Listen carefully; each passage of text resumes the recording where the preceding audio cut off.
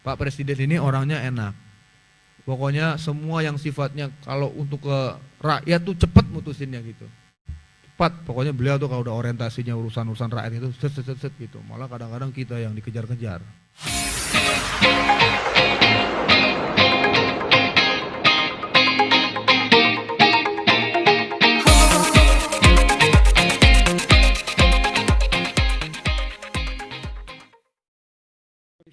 Program Keluarga Harapan di Jawa Timur. Kemudian hadir pula perangkat kecamatan dan desa yang berperan aktif mendorong graduasi KPM PKH, yaitu camat pendainya KPM PKH yang telah graduasi akan diberikan bantuan sosial insentif modal usaha, program kewirausahaan sosial, Prokesos dari Direktorat Jenderal Pemberdayaan Sosial kepada 286 KPM PKH graduasi di Kabupaten Bandung, masing-masing mendapatkan modal usaha sebesar Rp3.500.000.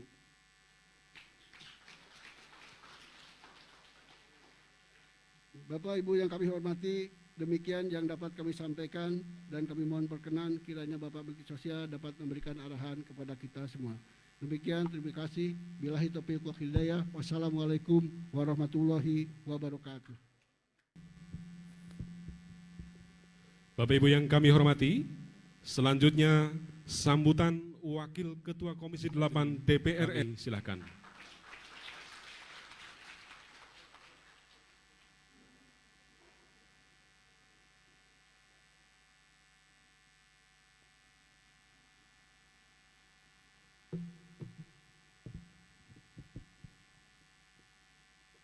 Assalamualaikum warahmatullahi wabarakatuh. Alhamdulillahirrahmanirrahim. Pak Setiawan, yang kami hormati Kepala Dinas Sosial Provinsi Jawa Barat Pak Haji Dodo, juga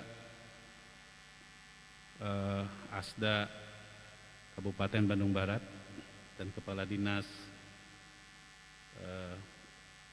Sosial Kabupaten Bandung Barat, Bapak-bapak, ibu-ibu sekalian, Bapak-bapak, ibu-ibu, para SDM PKH se-Jawa yang hadir pada acara koordinasi teknis peningkatan kualitas SDM PKH di Kabupaten Bandung Barat. Pak Menteri tentu sebagai Wakil Ketua Komisi 8 DPR RI yang daerah pemilihannya di Bandung Barat, rasanya wajib saya menyambut Pak Menteri di Kabupaten Bandung Barat ini. Terima kasih untuk kami sampaikan kepada Kementerian Sosial yang telah menjadikan Bandung Barat sebagai tuan rumah penyelenggaraan rapat koordinasi menyediakan yang hadir pada kesempatan ini. Kami Komisi 8 menginginkan dan menghimbau untuk betul-betul hadir di tengah masyarakat. Di tengah masyarakat yang saat ini saya kira juga sedang mengalami kesulitan. SDM PKH harus menjadi garda terdepan, bukan saja pada aspek-aspek yang bersifat kewajiban sesuai dengan juklak dan juknisnya, tetapi juga bisa memberikan solusi-solusi yang terbaik bagi masyarakat, ya, terutama bagi KPM PKH yang kita tahu bahwa penerima PKH ini kan desilnya adalah desil 1, 2, dan 3, tingkat keparahan kemiskinannya paling bawah, dan harus betul-betul hadir di tengah mereka untuk mencarikan solusi yang terbaik di tengah kesulitan masyarakat. Semoga itu semua bisa diimplementasikan oleh para SDM PKH. Itu saya yakin idenya Pak Menteri Pak Ari ini hadir, ya, hadir di tengah masyarakat.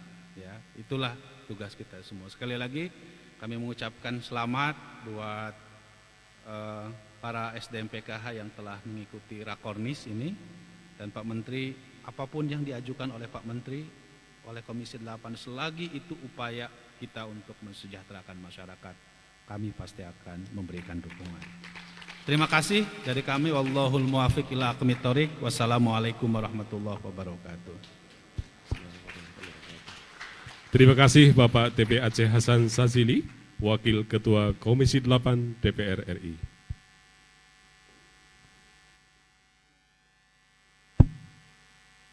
Bapak Ibu yang kami hormati, selanjutnya pembacaan dan penandatanganan Fakta Integritas SDM PKH.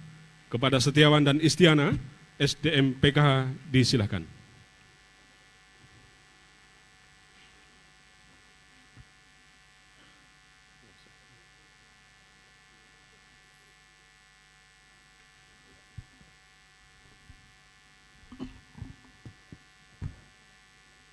Surat pernyataan mematuhi kode etik. Sumber daya manusia program Keluarga Harapan. Saya menyatakan dengan sesungguhnya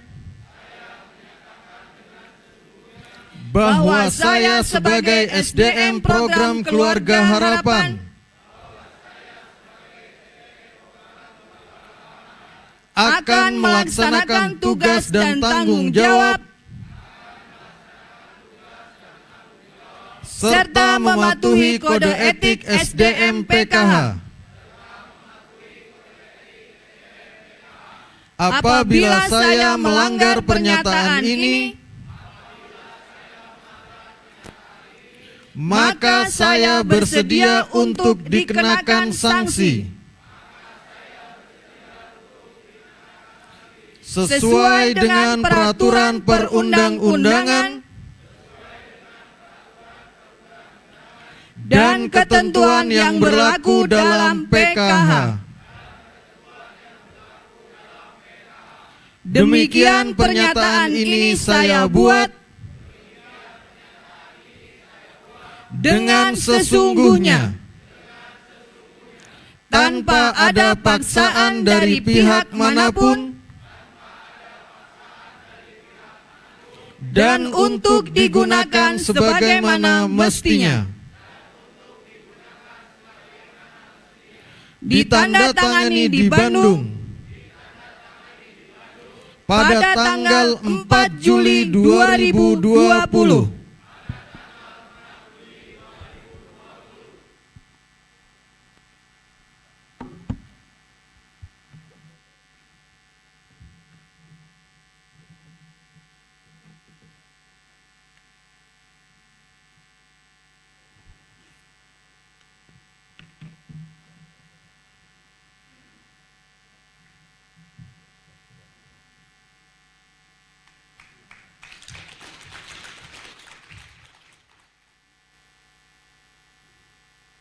Penghargaan kepada pendamping sosial dengan KPM graduasi yang terbanyak diberikan kepada yang pertama, Sri Wulandari,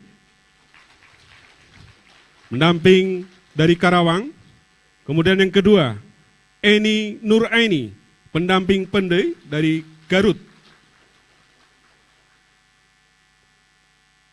Kemudian pendamping sosial penulis buku Best Practice Pelaksanaan PKH yang diwakili oleh Muhammad Ferry Dwi Cahyono dari Kota Batu, Jawa Timur.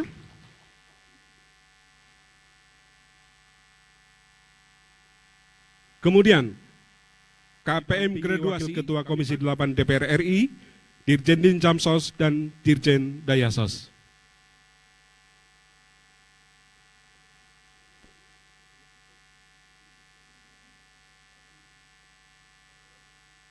Bapak Ibu yang kami hormati, SDM PKH berprestasi dan KPM graduasi ini juga diberikan apresiasi oleh Bank BNI masing-masing sebesar 1 juta rupiah.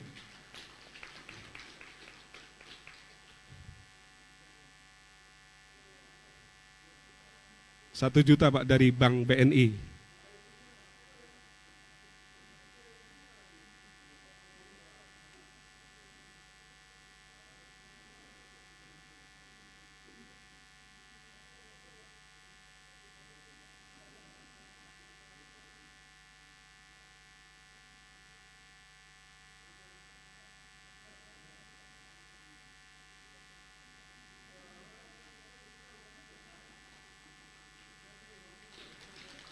apresiasi dari Bank BNI untuk SDM PKH, dan dalam acara ini Bapak Menteri Sosial menyerahkan secara simbolis salah satu dari triple tracks di atas, yaitu menyerahkan bantuan sosial insentif modal usaha kepada KPM graduasi PKH.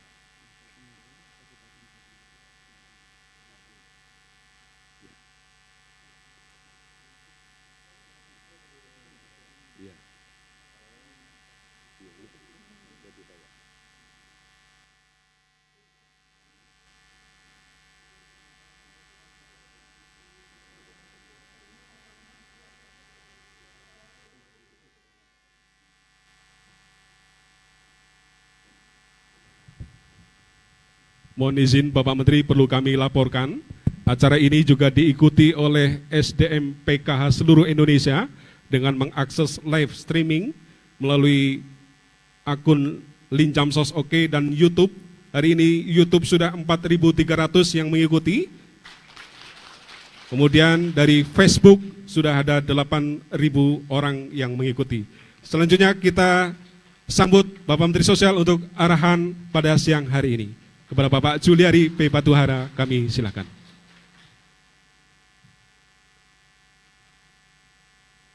Tadi ada baca pantun, saya baca pantun satu dulu deh.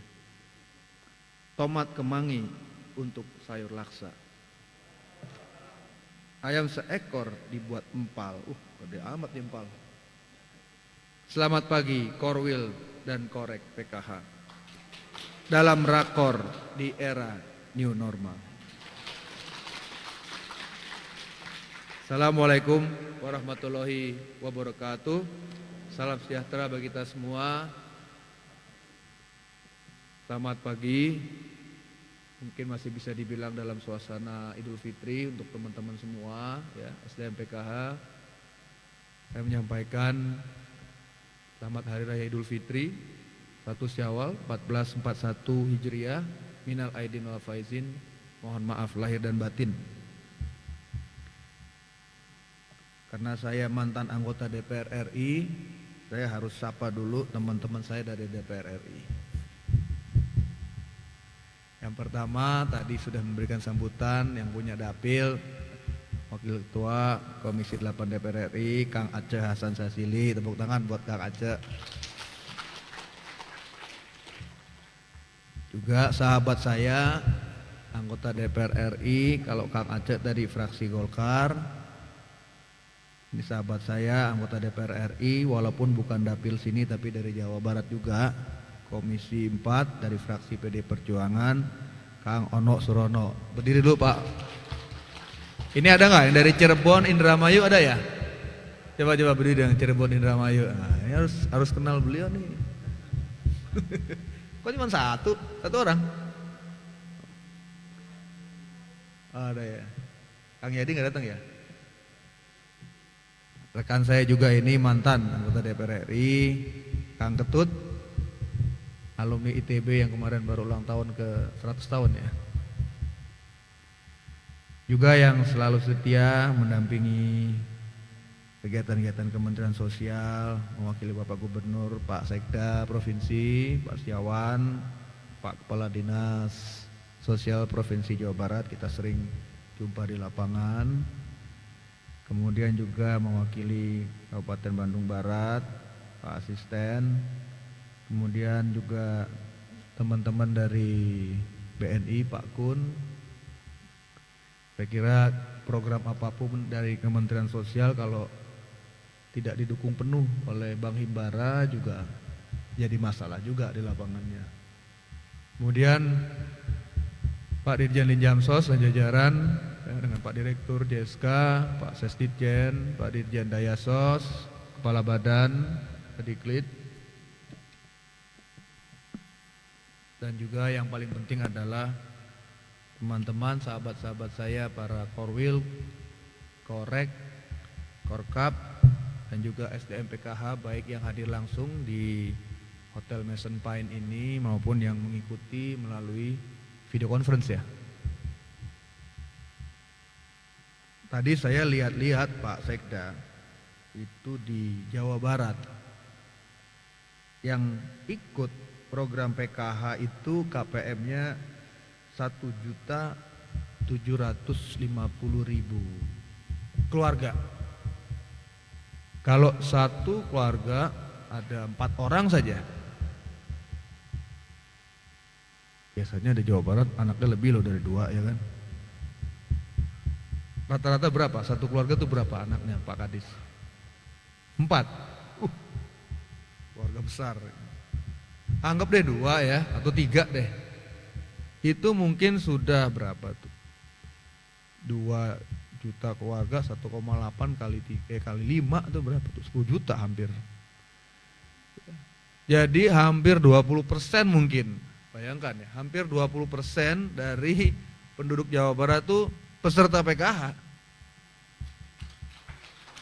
Artinya bukan peserta, menerima program Bansos PKH. 20% loh. Saya lagi mikir-mikir tadi ya, wah ini kalau mau jadi gubernur Jawa Barat kalau nggak baik-baik sama saya repot juga ya. Ya kan? Bisa kita isengin dia apa di ya? Bener loh Pak Sekda. 20% dari penduduk Jawa Barat itu menerima dampak langsung daripada program PKH. Saya nggak tahu kementerian lain ada nggak yang se-impactful bahasa Sundanya. Se-impactful daripada program yang PKH ini. Itu belum program BPNT loh. Berapa Pak Taufik? KPM BPNT. Di Jabar. Wah, ini lebih dahsyat lagi. Hampir 3,5 juta keluarga. 3,5 juta keluarga kalau kali 3 ya tadi Pak Sekda bilang kalinya 4 Pak, anaknya 4. Anggap deh 3 deh. Ya, atau keluarga 4. 3,5 juta kali 4 berapa tuh Pak Rejan? Saya nggak pinter matematik. Berapa? 14 juta. Mirip-mirip lah, hampir 20%. Saya bilang, wah ini luar biasa ini. Anggarannya itu dari PKH aja dalam 6 bulan, artinya Januari sampai Juni saja tahun ini, sudah hampir 3,7 triliun yang tercairkan. Kan sekarang kita juga seluruh kementerian lembaga, Bapak Presiden sudah berulang kali memerintahkan agar penyerapannya agar dipercepat. Namun tentunya realisasi dari penyerapan anggaran ini tidak mungkin lancar apabila koordinasi termasuk komunikasi juga dengan daerah tidak lancar kan gitu Pak Sekda, Pak Kadis. Apapun yang kita rencanakan di kementerian, secanggih apapun, sistem mekanismenya bla bla bla lah gitu. Kalau di daerahnya juga kita tidak bagus hubungannya, juga nggak bisa lancar. Sama juga tadi Pak Wakil Ketua Komisi 8 menyampaikan masalah data. Kemarin waktu kita raker gabungan di Komisi 8, saya sampaikan saja.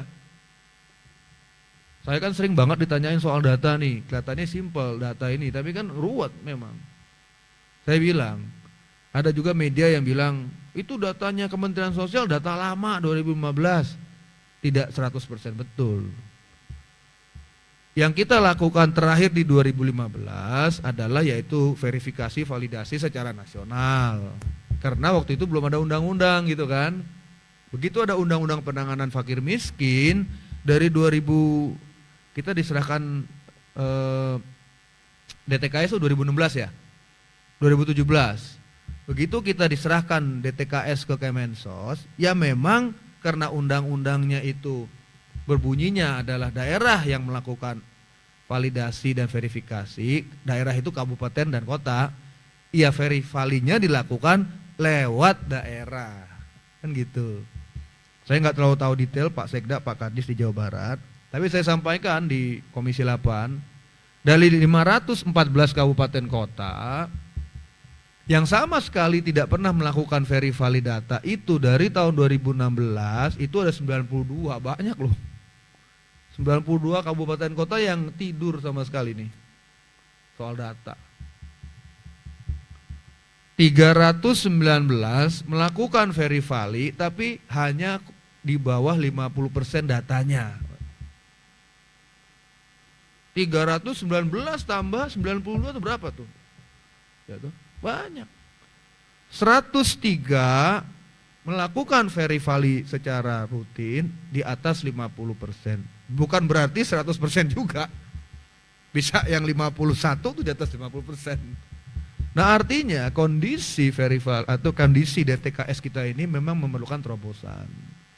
Oleh karena itu kami kemarin pada saat raker gabungan ada Pak Menteri Bappenas juga, Pak Menteri Desa, meminta dukungan dari Komisi 8 agar di 2021, ini untuk diketahui juga karena pasti teman-teman terlibat nih. Di 2021 kita diberikan anggaran, kita mintanya 1,3 triliun untuk melakukan verifali terhadap seluruh keluarga yang ada di DTKS kita. Yang jumlahnya 27 juta sekian atau 97 juta jiwa. Jadi itu semua ya akan diverifali ulang. Nah, ini teman-teman harus tahu. Artinya apa? Didatangi satu persatu seluruh 514 kabupaten kota, dicek kelayakannya, apakah memang mereka masih layak di dalam DTKS. Gitu. Apakah memang mereka masih layak nanti untuk kita ikut sertakan kembali di program-program bantuan sosial. Nah, itu pasti kegiatan yang masif. Dan sangat-sangat mungkin petugas di lapangan yang akan digunakan atau ditugasi untuk melakukan verifali ini antara lain pendamping. Mungkin nanti Pak Sekda, Pak Kadis, kita lagi merumuskan gabungan. Pendamping kan sekitar berapa? 39.000 ya Pak Rahmat? 39.000 kan gak banyak juga. Banyak kalau untuk ukuran kita, tapi kalau melakukan verifali hampir 100 juta orang, kita mungkin kombinasikan Pak Ketua, Pak Aceh, Pak Ono, antara pendamping PKH, pendamping-pendamping lainnya, pilar-pilar, plus yang di luar Kemensos, Pak Kadis, pendamping desa. Ini kan sama-sama di lapangan sama teman-teman juga ya kan. Dari BKKBN kan ada juga pendampingnya, banyak juga itu. Nah ini nanti dilatih, ditraining mungkin oleh BPS ya untuk melakukan verifali satu persatu secara masif, sehingga nanti insya Allah kalau anggaran ini lancar didok istilahnya oleh pemerintah dan DPR RI, by 2022 DTKS kita sudah jauh pasti lebih baik. Itu baru DTKS yang ada. Artinya apa?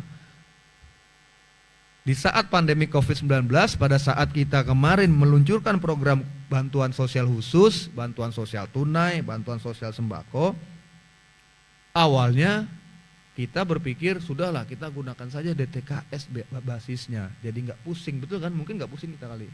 Kalau kayak gitu udah DTKS saja plek 100%, daerah juga seneng. Nggak bakal disalah-salahin juga, ya kan? Ini kan dari DTKS, kita yang kena paling. Tapi Pak Presiden menginstruksikan dibuka juga untuk daerah untuk memasukkan keluarga yang di luar DTKS. Kenapa? Nah ini perlu saya sampaikan. Kita ini kan banyak sekali ngomong, kadang-kadang ngomong kita ini kan asal buka mulut aja gitu ya kan? Di media, terus di-upload videonya, bahkan pengamat-pengamat, ya kan? Bansos tidak tepat sasaran. Kenapa? Punya mobil bla bla bla. Saya tanya, dia mungkin punya mobil, tapi nggak punya pekerjaan sekarang. Dia terdampak nggak? Coba saya tanya, terdampak nggak dia? Dampak.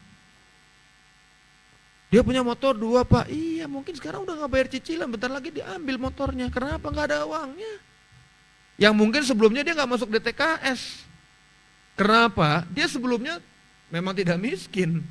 Begitu ada COVID, bled, pabriknya tutup, dirumahkan, makan dari mana?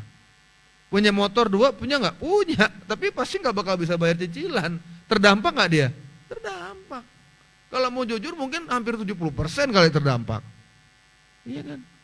Jadi kondisi COVID ini kondisi yang sangat abnormal. Oleh karena itu saya memang juga kemarin beberapa kali bilang sama media, marilah kita juga melihat kondisi di lapangan itu juga tidak disamaratakan. Kalau kondisi normal, nah ini penting buat para SDM PKH. Kalau kondisi normal, memang kalian harus misalnya ada penerima program yang kelihatannya rumahnya besar, punya mobil, ya itu dihapus. Itu normal. Tapi kalau kondisi nggak normal seperti COVID, yang misalnya dia tiap hari bawa pulang uang 100.000, tiba-tiba 10.000, 20.000, terdampak nggak dia? Terdampak banget. Punya istri, punya anak, makannya gimana? Masuk di TKS nggak dia? Enggak. Nah, memang tidak mudah ya Pak Sekda, Pak Kadis paham lah di lapangan. Pada saat yang bersamaan juga ada program-program bansos lain. Dari provinsi, kabupaten kota, Kementerian Desa juga turunin. Ya itu mangga, silakan, daerah mengatur, kan begitu. Siapa yang masuk duluan, ini stop dulu. Saya pernah sepakat dengan Pak Menteri Desa. Pak Menteri Desa bilang, Mas pokoknya sampean turun dulu baru saya. Baru nanti terakhir dari daerah. Memang gak gampang, kalau kelihatannya saya dengar ngomongnya gampang, tapi di lapangannya juga sulit, saya paham sekali. Karena kita juga cukup sering turun ke lapangan. Apalagi kita juga dibutuhkan kecepatan kan, untuk menurunkan program. Saya juga berapa kali bilang, kalau kita benar-benar mau data sempurna, bagus, layak sekali, semuanya bilang iya dia layak, 5 orang mau bilang dia layak, bisa nggak? Bisa. Tapi nanti COVID-nya selesai, bansosnya baru turun. Mau seperti itu? Nah itu ingin saya sampaikan, agar apa? Baik daerah maupun para koordinator, pendamping juga ikut bersuara. Bahwa dalam keadaan COVID seperti ini, data itu memang tidak mudah. Supaya kita juga bisa mengedukasi orang-orang yang tidak terlalu paham permasalahan di lapangan, supaya tidak memandang persoalan data itu persoalan yang mudah, persoalan yang tidak mudah. Apalagi negara sebesar Indonesia, ya kan. Belum lagi data yang nggak ada nicknya apa segala macam yang berkaitan dengan kependudukan, itu nggak mudah. Tapi oke lah, itu bukan semacam saya nggak mau curhat atau apa, tapi itu kondisi yang ada di lapangan, betul kan ya? Seperti itu kan. Nah yang kedua, apa yang sudah Kementerian Sosial lakukan di masa pandemik ini, khususnya di program PKH. Pada bulan April saya langsung mengusulkan kepada Presiden dan disetujui. Pak Presiden ini orangnya enak. Pokoknya semua yang sifatnya kalau untuk ke rakyat tuh cepat mutusinnya gitu. Nggak pakai dipikir-pikir, kadang-kadang saya ngeri juga. Kok cepet amat mutusinnya gitu. Cepat, pokoknya beliau tuh kalau udah orientasinya urusan-urusan rakyat itu set gitu. Malah kadang-kadang kita yang dikejar-kejar. Dia bilang, Pak gini, PKH ini kan 3 bulan sekali nih dikasih duit. Gimana kalau kita tiap bulannya kita kasih duit? Diatur. Oke, langsung gitu. Udah saya perintahin Pak Dirjen tiap bulan kasih uang. Nanti ada yang double nih Pak, bulan apa tuh? Maret, April, ya nggak apa-apa saya bilang. Anggap aja rezeki dia. Yang gini loh, lebih bagus dapat double daripada nggak dapat sama sekali ya kan? Kalau saya prinsipnya gitu, kasih bantuan mendingan berlebih daripada kurang. Ya kan, wah bantuannya ini lebih, ya mendingan orang ribut, mendingan ributnya dapat daripada nggak dapat ya kan? Kadang-kadang masalah kan gini ya Pak Sekda, Pak Kadis, tetangganya nih, ini kan gara-gara banyak nih program, dia udah terima nih. Yang tetangganya belum, dia celinguk gitu, kok gue belum gitu ya kan. Padahal ini udah didata, ini dari yang sana kan gitu. Cuma kan orang kita kan begitu, wah tangga saya udah dapat Pak, saya kok belum, bla bla bla. Padahal yang sini misalnya dapatnya bantuan tunai dari Kemensos, yang sebelahnya dari dana desa gitu kan, yang sananya. Nah itu memang rumit memang. Ya kalau mau gampang di Kemensos semua, tapi kan nggak mungkin. Gampang, udah tinggal ngomong aja sama Pak Kadis, Pak ini bantuannya 1, 2, 3, udah yang lain nggak ada, kan enak. Tapi kan tidak begitu. Presiden ingin menggunakan anggaran-anggaran yang di kementerian-kementerian yang besar supaya tadi Pak Sekda bilang direalokasikan untuk penanganan COVID. Kan ada 3 klaster, kesehatan, perlindungan sosial, pemulihan ekonomi. Yang ketiga, program PKH ini mendapat perhatian yang sangat serius dari Bapak Presiden. Bahkan kita juga ingat pada saat beliau berkampanye juga, ini adalah salah satu program yang mendapat atensi tinggi dari beliau. Ya. Oleh karena itu, kesuksesan program PKH ini sangat tergantung juga dari teman-teman yang di lapangan. Saya sampaikan dan dari lubuk hati saya yang paling dalam lah, bahwa program PKH ini tidak akan bisa sukses kalau bukan karena kalian semua.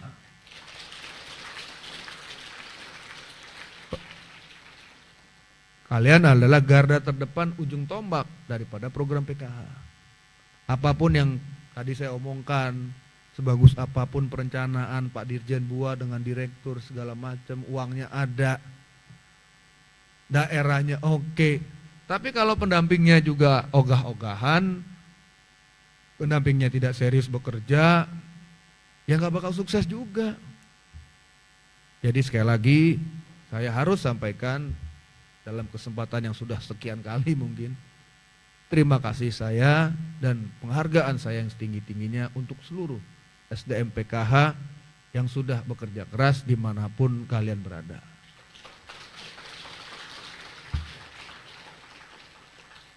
Kalian itu adalah ujung tombak daripada istilah saya itu tentara untuk kesejahteraan sosial. Kalau urusan pertahanan, misalnya negaranya dalam keadaan terancam oleh musuh, itu tentaranya siapa? TNI, betul ya? Kan bukan kita, kecuali kita kena wajib militer, ya TNI. Kalau untuk urusan keamanan, ketertiban umum yang di lapangan, tentaranya siapa itu? Polisi. Tapi kalau urusan kesejahteraan sosial, perlindungan sosial, bantuan sosial, tentaranya siapa? Pendamping. Kan bukan TNI, nggak mungkin. Ibu harus graduasi bulan depan, kan takut digituin. Mungkin iya, bayangin nggak sih? Atau kalian suruh perang, ya kan kabur semua, ya kan? Jadi masing-masing itu juga tentara juga. Door to door, melakukan pendampingan. Gak gampang kerjaan seperti kalian tuh gak gampang. Saya minta ke Pak Dirjen juga agar target graduasi itu dipertajam. Sama ini Pak Dirjen, ini mungkin teman-teman juga perlu juga. Pendamping harus punya authority untuk mengusulkan misalnya satu keluarga itu sudah tidak layak lagi. Betul ya? Selama ini kan bingung ya, betul gak? Betul ya? Masih bingung apa udah gak bingung? Udah gak bingung ya? Coba tunjuk tangan yang masih bingung, coba. Tunjuk tangan gak apa-apa, mumpung ada saya nih. Pak Dirjennya gak bakal berani. Coba tunjuk tangan siapa yang masih belum terlalu paham satu keluarga itu. Kan gini loh, kadang-kadang tuh kan saya suka dapat WA juga. Pak, ini ada foto nih rumahnya gedongan gitu Pak Kadis ya. Tapi ditulisin di pilok tuh. Ya ini juga saya tolong sampaikan lah. Jangan pakai kata-kata keluarga miskin lah. Ya. Bu, ya yang bagusan dikit. Kalau saya tuh gampang, keluarga penerima manfaat aja udah selesai. Ya kan sesuai dengan istilah kita. Tolong bilangin lah, kalau Kabupaten Bandung Barat gitu nggak? Jangan Pak. Ya, jangan pakai keluarga miskin lah, kasihan. Ya. Keluarga penerima manfaat PKH, keluarga penerima manfaat BPNT, udah jangan pakai keluarga miskin, kasihan anak-anaknya gitu kan. Tiap hari ngeliatin pulang ke rumah keluarga miskin, nggak usah lah. Nah, coba tunjuk tangan dulu. Ini mumpung ada saya nih, jarang-jarang loh. Jadi itu juga penting. Yang kedua, yang teknis, masalah kartu. Ah, ini penting juga nih. Kartu itu tidak boleh lagi ada alasan yang pegang pendamping, nggak boleh. Ya, ini kan koordinator nih, betul ya? Korwil